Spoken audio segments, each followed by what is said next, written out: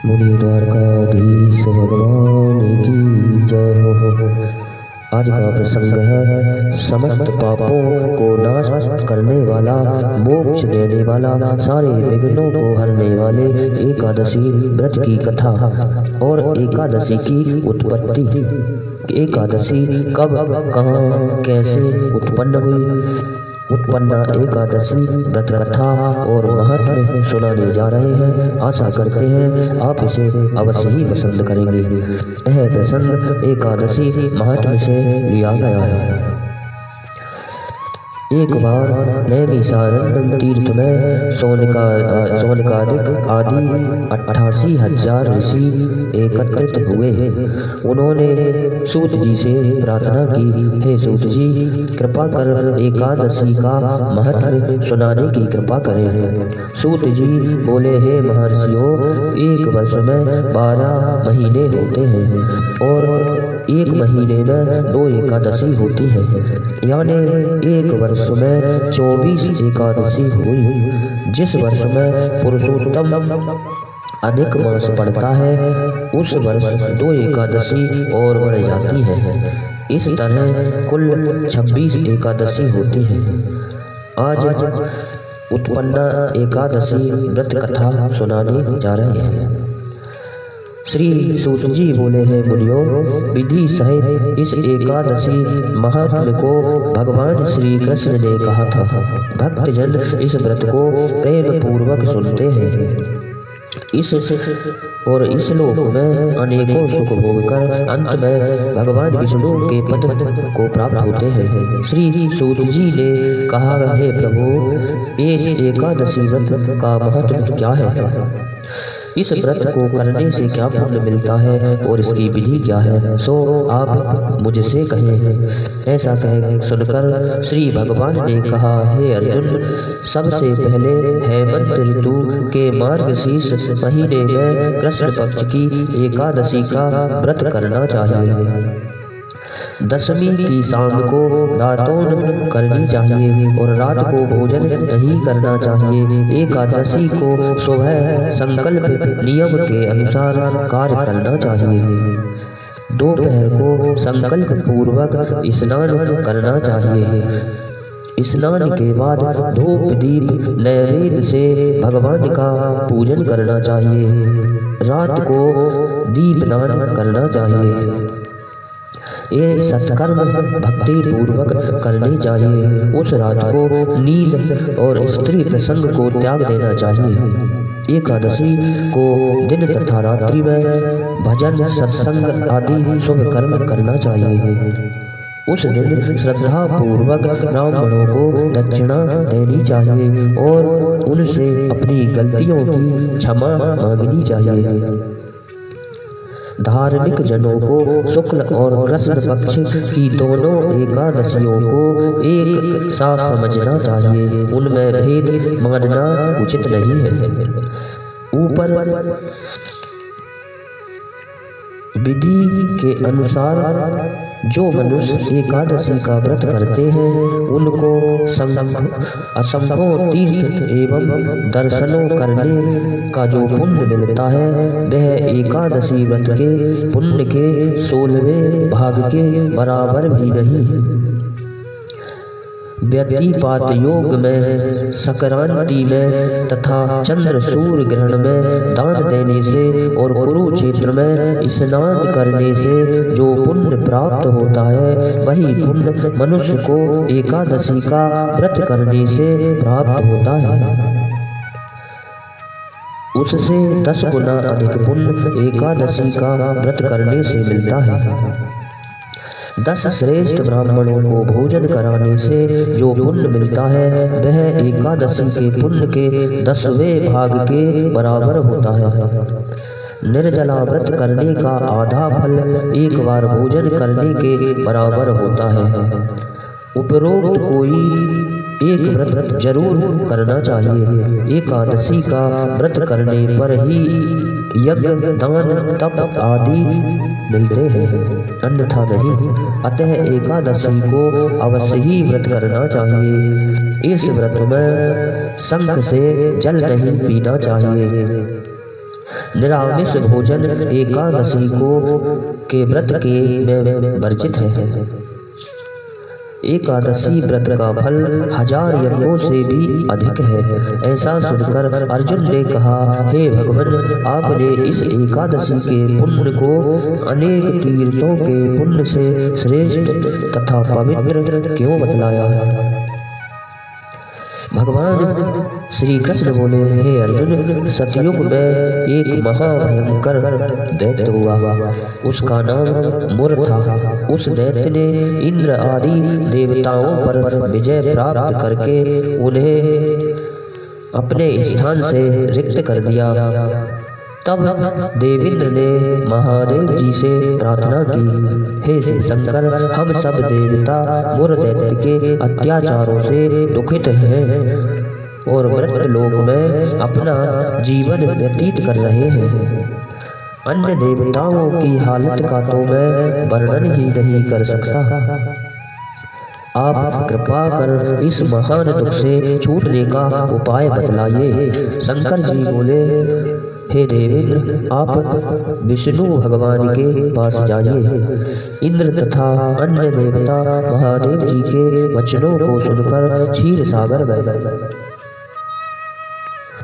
जहाँ पर भगवान विष्णु शेष शैया पर शयन कर रहे थे।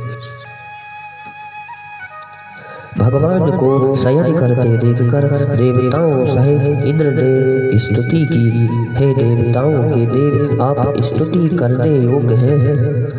आपको बारंबार प्रणाम है। हे दैत्यों के संहारक, हे मधुसूदन, आप हमारी रक्षा करें। हे जगन्नाथ, समस्त देव दैत्यों से भयभीत होकर हम आपकी शरण में आए हैं। इस समय दैत्यों ने हमें स्वर्ग से निकाल दिया है और हम सब देवता पृथ्वी पर विचरण कर रहे हैं। अब आप ही हमारी रक्षा कीजिए। देवताओं के द्वारा करुण पुकार वाणी सुनकर श्री विष्णु भगवान बोले, हे देवताओं, वह कौन सा दैत्य है जिसने देवताओं को जीत लिया? भगवान उस अमृत रूपी वचनों को सुनकर इंद्र बोले, भगवान के वचनों को सुनकर इंद्र बोले, हे भगवान, प्राचीन समय में नाड़ी जंगम नाम का एक दैत्य था। उस दैत्य की ब्रह्मवंश में उत्पत्ति हुई। उस दैत्य के पुत्र का नाम मुर है। उसकी राजधानी चंद्रावती है। उस चंद्रावती नगर में वह मुर नाम का दैत्य निवास करता है, जिसने अपने बल से समस्त विश्व को जीत लिया है और सब देवताओं को देवलोक से निकालकर उसने अपने दैत्य कुल के इंद्र, अग्नि, यम, वरुण, चंद्रमा, सूर्य आदि लोकपाल बनाए हैं और वह स्वयं सूर्य बनकर पृथ्वी को तापता है और स्वयं मेघ बनकर जल की वर्षा करता है। अतः आप उस बलशाली भयानक दैत्य को मारकर देवताओं की रक्षा करें। इंद्र के ऐसे वचन सुनकर श्री विष्णु भगवान बोले, देवताओं, मैं तुम्हारे शत्रुओं का शीघ्र ही संहार करूंगा। अब आप उस चंद्रावती नगरी को चलिए। इस प्रकार भगवान विष्णु देवताओं के साथ चल दिए। उस समय दैत्यपति मुर अनेकों दैत्यों के साथ युद्ध भूमि में गरज रहा था। युद्ध प्रारंभ होने पर असंख्य दानव अनेक अस्त्र शस्त्र को धारण कर देवताओं से युद्ध करने लगे, परंतु देवता दैत्यों के आगे एक क्षण भी न ठहर सके। तब भगवान विष्णु भी युद्ध भूमि में आ गए। जब दैत्यों ने भगवान विष्णु को युद्ध भूमि में देखा तो उन पर अस्त्र शस्त्रों का प्रहार करने लगे। भगवान भी चक्र और गदा से अनेक अस्त्र शस्त्रों को नष्ट करने लगे। इस युद्ध में अनेकों दानव सदैव के लिए सो गए, परंतु दैत्यों का राजा मुर भगवान के साथ निश्चल भाव से युद्ध करता रहा।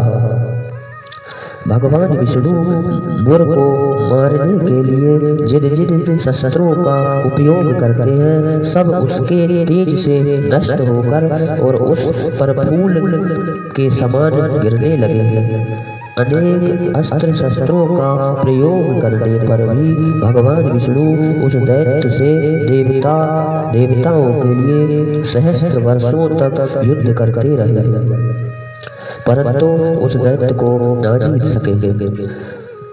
विष्णु भगवान अंत में शांत होकर विश्राम करने की इच्छा से बद्रिकाश्रम चले गए। 38 कोस लंबी एक द्वार वाली हेमवती नाम की एक गुफा में शयन करने की इच्छा से भगवान उसमें प्रवेश कर गए तथा हे अर्जुन उस गुफा में शयन किया और वह दैत्य भी उनके पीछे पीछे चला आया। तब भगवान को शयन करता देखकर मारने को तैयार हो गया।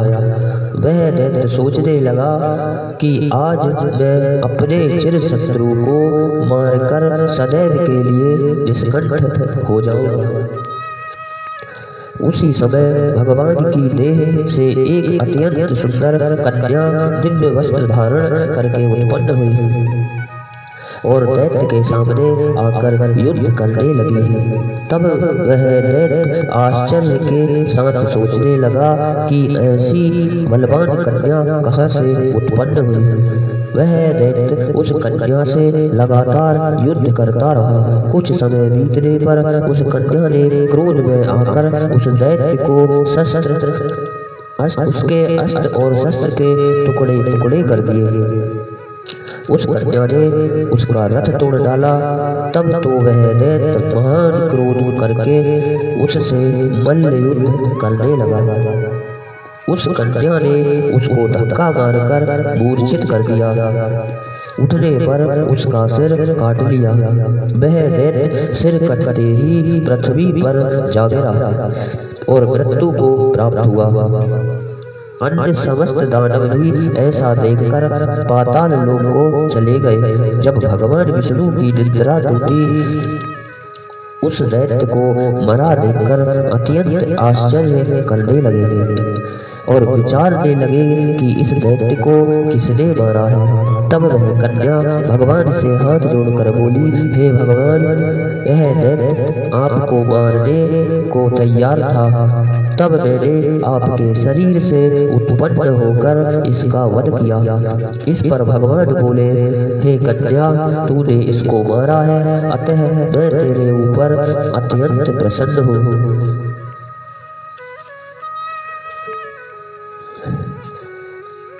मैंने